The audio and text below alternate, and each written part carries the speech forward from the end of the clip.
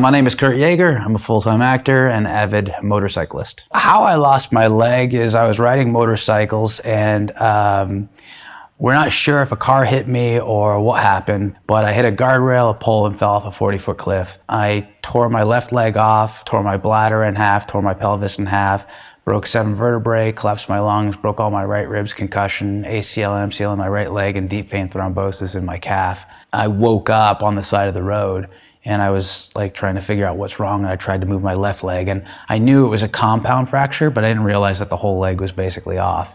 I tried to move my right leg and it didn't work from the pelvis down. So I was like, uh-oh, my back's broken. Okay, so let's move your helmet, and move my helmet really slowly, and then, okay, it didn't feel crunchy, so I figured I didn't break my neck. And I was like, okay, let me undo it really slowly, pulled it off, and I was like, okay, where am I? What do? I know where I am. Okay, figure this out. So I was like, okay, you just gotta get out of here. So I decided to crawl, and I grabbed a bunch of weeds and dirt and tried to pull myself forward, and passed out because my upper half of my body was separating from my lower half, and then woke back up from pain. So I reached into my motorcycle jacket and pulled out my cell phone and called 911.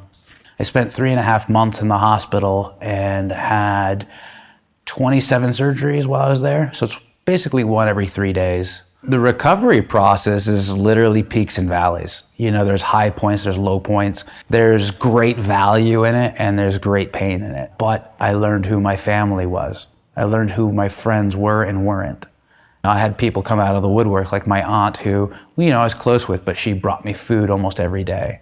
Like things like that where you're like, oh my gosh, this is my tribe, my people. When I was in the hospital, I was given the option where they were trying to rebuild my leg and had rods in it and were putting it back together, and it really wasn't taking. So they were going to remove a lot of the muscle, and they said that they were going to fuse my ankle and take out all this material from it, and that I might have 5% usage of my leg. And I said, okay, what are the other options? And they go, well, we can amputate. And I said, well, what usage will I get out of that? They said, well, maybe 10%. I go, well, cut it off. They're like, wait, we want you to think about it a little bit. And I was like, why? You just gave me $100,000 and said black is 5% and red is 10%. Well, where am I going to put my money? So cut it off and let's move on with it. But I had a lot of other problems going on, so I didn't want to waste time. Like, let's get rid of it if it's dead and it's not going to be any use. So I just basically said, like, psychologically, I put it into the column of this is logical. I'll deal with the emotions later, which I did and still am. I was in so much pain at one point where I wasn't sleeping. Every 3 seconds, it felt like someone was hammering the top of your foot. That doesn't exist. So if someone's hitting your hand, bang, what's the first thing you do? You reach down and you rub it. There's nothing to rub. There's nothing to do. You just are sitting there in pain. If you have no rest from it psychologically, what do? You do drugs, you drink, you go to a psychologist and try and take some other drugs that way. You try and figure it out. During the recovery, another 1.5 years, I was so weak, my arms were so weak. Besides not having a leg, I couldn't carry laundry. That was hard to do. And I never understood someone who was like, this is heavy, can you help me carry it? I always was strong. So because I became weak, I became more empathetic. It's taught me a lot about humanity, and it's taught me a lot about what it means to be human. And I think that's the most important part about why to include disabilities, is because it full circles humanity. When you cut out people with disabilities, stories with disabilities, you've lost half of humanity. You've lost your own humanity. The motorcycle accident and coming to near death allowed me to realize that not only is time short, you better put the time in for your own life, but 2, it taught me self-love. It made me realize that nobody else is going to do it. So you better love yourself, put the time and energy into it, acknowledge the fear that you might fail, but ignore that and move on and try. There's still plenty of things I fear. I fear being in a relationship and being hurt. I fear being excluded from working in film and television just because I have a disability. Advertisers are trying to sell a product, and I think what they miss out on is the depth of stories from people with disabilities. A lot of the process for performers with disabilities, they're not even invited in for commercial auditions. So I don't think advertisers are getting a full scope of what's available. An amputee story is different than a wheelchair user, different than an intellectual disability, different than Down syndrome, different than blind and deaf. And they all have their own parameters. And each one of those can be someone who's rich, poor, black, white, gay, straight, trans, and disabled. Well, what if you were a disabled athlete versus a disabled chess player versus a disabled homemaker versus a disabled race car driver?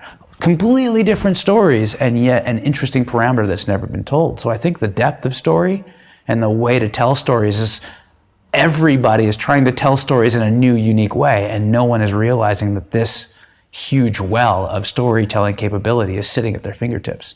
In the beginning, hiding my prosthetic leg or hiding my disability, which many people with disabilities do, was a way to protect someone else's feelings, someone else's being uncomfortable, somebody else's difficulty in processing what they were seeing.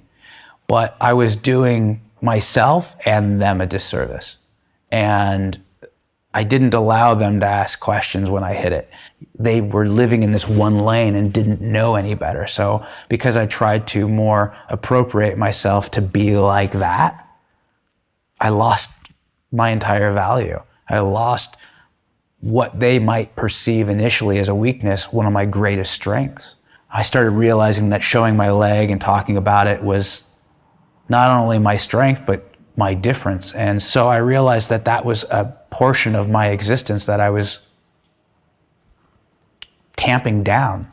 And once I let that out, I think more people realized, oh, he's coming at it from an angle of strength, and I want to be a part of that. And so when you come at it with strength, juxtaposed to their perceived weakness, you've completed the humanity in you, and they can start realizing there's more to be told.